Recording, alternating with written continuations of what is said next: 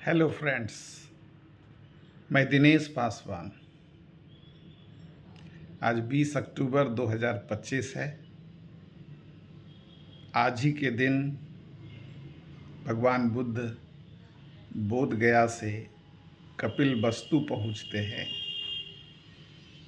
और इस हर्ष के वजह से वहाँ की जो जनता है, वहाँ की जो प्रजा है, वह दीपोत्सव मनाते हैं और इसी वजह से इसका कालांतर में नामकरण दिवाली और दीपावली हो गया।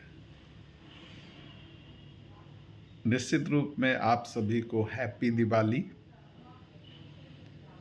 आप सभी अपने ज्ञान के बदौलत आगे बढ़े, तरक्की करें, सुख समृद्धि पाए, यही मेरी तरफ से आप सभी को शुभकामनाएं हैं।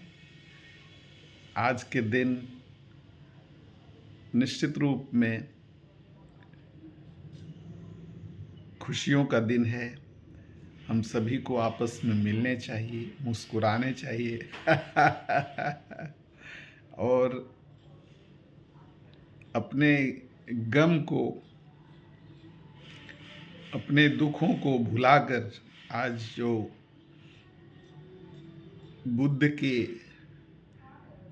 विचारों को आगे बढ़ाते हुए मानव एक समान है, एक भाईचारा निर्माण करने के लिए हमें संकल्प लेना चाहिए। पूरे विश्व में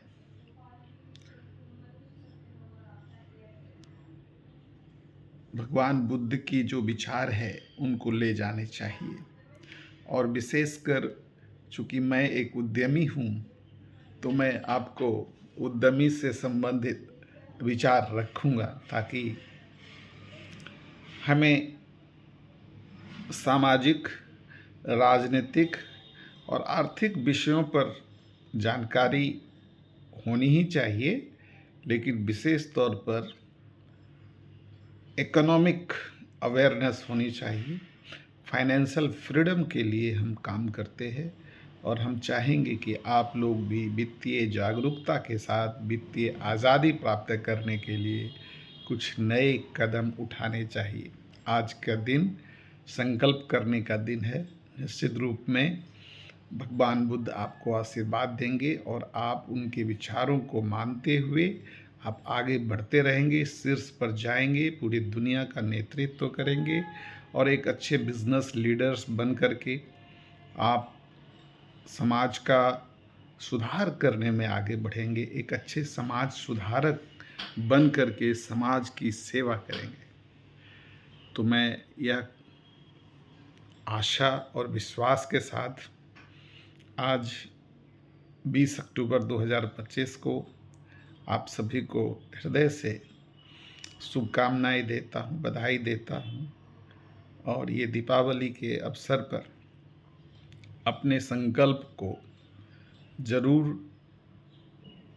डायरी में लिखें, क्योंकि कहा जाता है कि जो बातें आप डायरी में लिखते हैं, अपने सपनों को लिखते हैं, वो जल्दी साकार होता है और ऐसा करने वालों की संख्या मात्र 3% है। ओनली 3% पीपुल आर राइटिंग, है ना, देयर गोल्स, है ना। तो आप अपने गोल को लिखना शुरू करिए।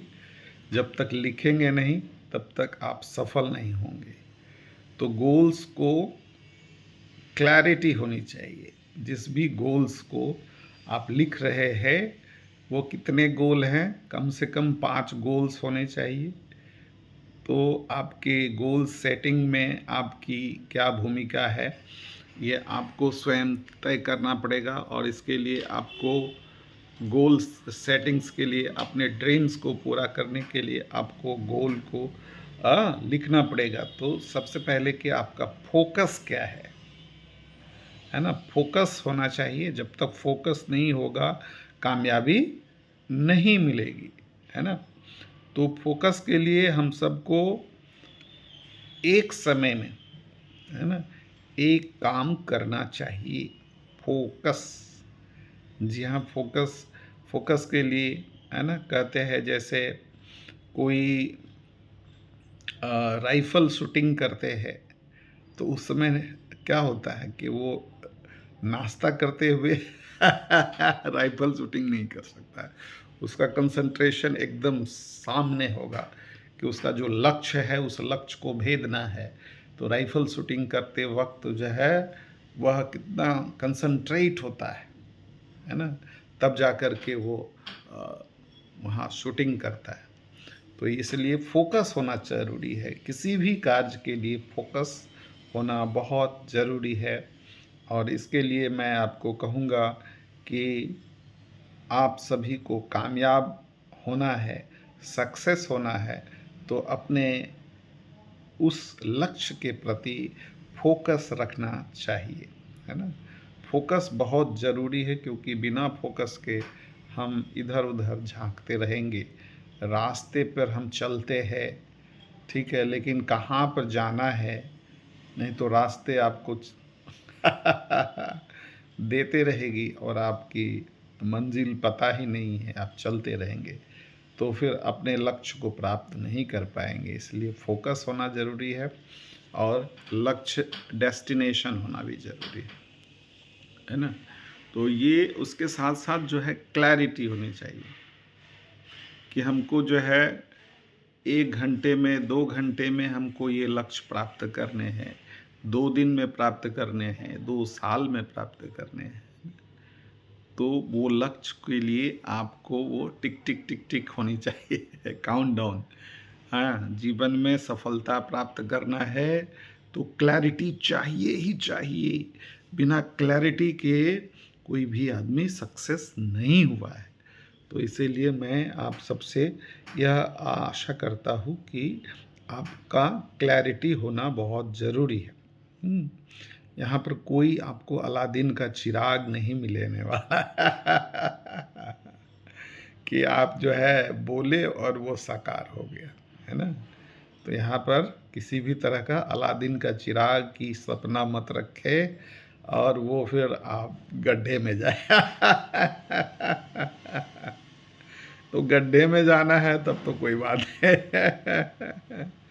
तो अपने गोल के सेटिंग के लिए आपको फोकस रखने चाहिए, आपको क्लैरिटी रखनी चाहिए, और अपने गोल्स को लिखते रहना चाहिए। प्रत्येक दिन लिखना है। हम सबको डायरी में लिखिए, कॉपी में लिखिए, चाहे जहाँ पर भी हो, आपको पेन के साथ, है ना, कॉपी में लिखिए, डायरी में लिखिए, कहीं पर भी लिखिए, अपने सपनों को लिखना शुरू करिए।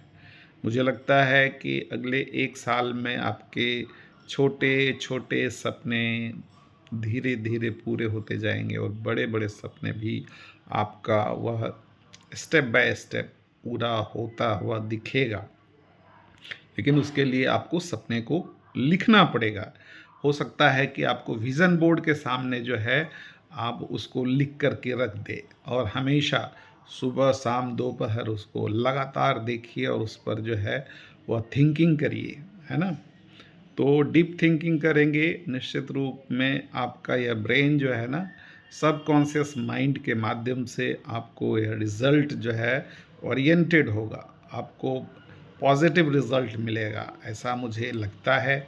क्योंकि बहुत से लोगों ने इस तरह की जो है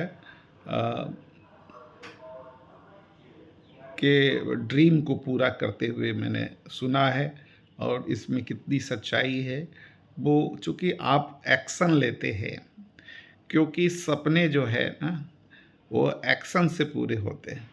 कंफर्ट ज़ोन से आपको बाहर निकलने पड़ेंगे, है ना? दिन-रात बेड पे पड़े रहने से कोई सफलता नहीं मिलती है, बेड से बाहर रहने, कंफर्ट ज़ोन से बाहर निकलना पड़ेगा, तभी आप सफल हो पाएँगे, है ना? तो सपनों को लिखने के लिए पूरी दुनिया में मात्र 3% लोग ही सपनों को लिख पाते हैं। तो सोचिए कि आपको माउंट एवरेस्ट पे चढ़ना है, तो धीरे-धीरे कम से कम जो है step by step base camp तक तो जाइए। है ना? तो तभी आप माउंट एवरेस्ट पर चढ़ने के लिए आपको डिसिप्लिन बनानी पड़ेगी कि किस तरह से वहाँ के वातावरण है और कितना टेम्परेचर है, कितना वहाँ का जो है वो ऑक्सीजन लेवल है। तो उस हिसाब से आपकी तैयारी होगी और जो है माउंटेनियरिंग की पढ़ाई होती है, उसका ट्रेनिंग लेंगे और तब फिर जा कर के आप जो है आगे बढ़ेंगे और एक दिन जो है आप अपने गाइड के साथ जो है आप माउंट एवरेस्ट पर जो है वह अपने देश का झंडा फहराएंगे, है ना। तो यहाँ पर तो 13 वर्ष के बच्चे भी जा कर के माउंट एवरेस्ट पर जो है वह देश का झंडा फहराया है। तो ये जो है एक प्रकार से देश के नाम जो है वो गौरव बढ़ाया है। ये बहुत बड़ी बात है। तो हम चाहते हैं आप बिज़नेस में अपने नाम को बढ़ाए और आपके पास इतने पैसे हो कि आप जो है वित्तीय रूप से आप आज़ाद हो, फाइनेंशियल फ्रीडम आपको मिल सके और इसके लिए 7 डिजिट्स में आपका इनकम हो और इसके लिए आपको शुरुआत में मेहनत बहुत ज़्यादा करना पड़ेगा। 0 से 6 डिजिट तक जो है आपको इनकम बहुत आसानी से मिल जाएगी, लेकिन 7 डिजिट तक जाने के लिए आपको कठोर प्लानिंग करनी पड़ेगी और इसके लिए कोई बड़ी बात नहीं है। जीवन में आपको बहुत सी सफलताएं मिलेगी, है ना। और इसके लिए आपको थोड़ा सा एक पुस्तक जिसके लेखक है रॉबर्ट टी कियोसाकी और वो जो है रिच डैड पुअर डैड के अच्छे लेखक माने जाते हैं और ये जो है आप हिंदी और इंग्लिश में आप पढ़ सकते हैं। तो रिच डैड पुअर डैड में ये कहा गया है कि आपको क्या कहते हैं पैसे बनाने के लिए सोचना नहीं है, सीखने के लिए काम करना है ना। तो हमेशा सीखने पर फोकस करना चाहिए, क्योंकि अगर सीखेंगे नहीं तो फिर आप पैसे नहीं कमा पाएंगे। पैसे पर फोकस, यहाँ के लोग ज़्यादा पैसे पर हाय लक्ष्मी करते पता नहीं क्या है। लक्ष्मी भी काल्पनिक है, वो तो महामाया है। भगवान बुद्ध की माँ को ही लोगों ने लक्ष्मी का स्वरूप दिया है। तो खैर ये इतिहास की बात है। जो इतिहास नहीं जानते हैं वो इतिहास क्या बनाएंगे, ये बाबा साहब अम्बेडकर कहते हैं। और हम लोग साइंस के विद्यार्थी हैं तो साइंटिफिक टेम्परामेंट के साथ हम लोग आगे बढ़ना चाहते हैं। और आपको भी मैं ये बताना चाहता हूँ कि अगर आपको साइंस को जानना है, इतिहास को जानना है रियल में, तो आपको साइंस जर्नी या रैशनल वर्ल्ड, तो साइंस जर्नी को यूट्यूब चैनल पर ज़रूर देखिए। साइंस जर्नी से भारत के जो मतलब सच्चा इतिहास है, यहाँ पर बहुत तरह के इतिहास को जो है इतना गंदा बना दिया है, आपके मन स्थिति जो है वह बिल्कुल विपरीत हो जाएगी। तो माइंडसेट को सही रखना है तो साइंस जर्नी को ज़रूर देखिए और रैशनल वर्ल्ड, दोनों एक ही है। तो अमीर लोग जो होते हैं वो पैसे के लिए काम नहीं करते हैं, ऐसा इसमें लिखा है। तो ये पुस्तक जो है बहुत ही बढ़िया है। अमीर लोग जो है पैसे के लिए काम नहीं करते हैं, पैसे की समझ जो है वो होनी चाहिए। तो पैसे की समझ के लिए काम करना चाहिए। और अमीर लोग जो है पैसे का आविष्कार करते हैं, है ना।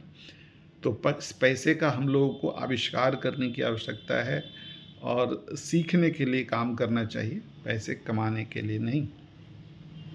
वो तो ऑटोमेटिक है, पैसा तो बाय प्रोडक्ट चीज़ है, आपको मिलना ही मिलना है। तो रिच डैड पुअर डैड ये किताब है रॉबर्ट टी कियोसाकी मैं हमेशा बोलता हूँ, मैं भी सीखता हूँ बहुत कुछ। तो आपकी जो अर्थव्यवस्था है, इकोनॉमी को समझना है, तो आपका ये जो है फाउंडेशन का काम करेगा। तो जीवन में ये सफल होने के लिए कुछ अच्छी पुस्तक होना बहुत ज़रूरी है, और ये बेहतरीन रेफ़रेंस है। दूसरा कि आपको जो है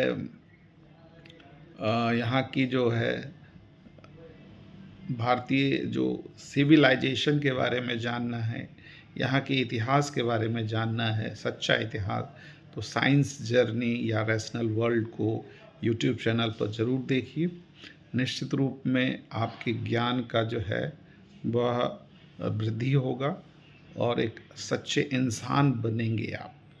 मुझे ऐसा लगता है यहाँ भारत में सच्चे इंसान का जो है घोर अभाव हो गया है। लोग जो है एक एक एक पक्षीय हो गए हैं, है ना? यहाँ पर जो है क्या कह सकते हैं कि यहाँ जो क्लैरिटी नहीं है, सभी को जो है यहाँ सेकुलरिज़्म को बढ़ावा नहीं दिया जा रहा है। तो ये आने वाला समय जो है वो बहुत कष्टदायक होने वाला है, क्योंकि हमारी जो क्या कहते हैं आज़ादी है, लिबर्टी है ना, फ्रेटर्निटी है, जस्टिस है, इस सब पर असर होने वाला है, क्योंकि इंसान दूसरे इंसान को इंसान नहीं समझ रहे हैं, तो इंसानियत ख़त्म होने वाली है। ये जर्मनी की बात याद आ रही है। जर्मनी में है हिटलर को आप याद करेंगे तो हिटलर शाही बहुत तेज़ी से आगे बढ़ा था, लेकिन उसी तेज़ी से फिर उसका विनाश भी हो गया। आज हिटलर में उसे याद करना नहीं चाहते हैं लोग उसे कब्र में ही रखना चाहते हैं।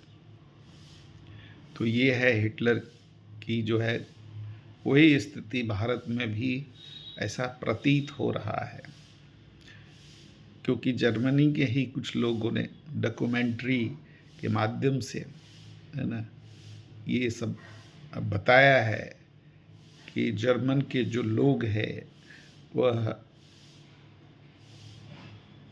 उस व्यक्ति को याद नहीं करना चाहता है। आज जर्मनी टेक्नोलॉजी के माध्यम से इतनी तेज़ी से बढ़ा है कि पूरा दुनिया जो है उन्हें सम्मान करता है, सैल्यूट करता है। तो निश्चित रूप में हम सभी को टेक्नोलॉजी का प्रयोग करना चाहिए, स्किल डेवलपमेंट करना चाहिए, नए नए स्किल्स को सीखने चाहिए, और हमें जो कंफर्ट जोन से बाहर निकलना चाहिए, तभी हम कुछ कर पाएंगे।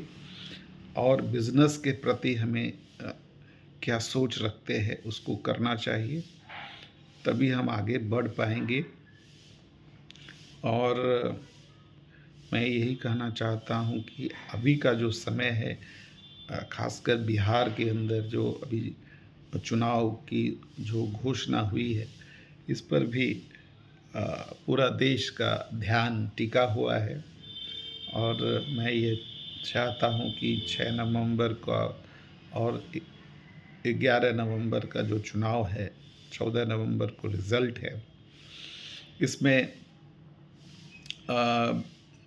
काफ़ी जो है वो यहाँ की जो वोटर है वो काफ़ी समझदार है, क्योंकि यहाँ पूरे देश में जो लोकतंत्र है यहीं से, बिहार से ही, वैशाली से ही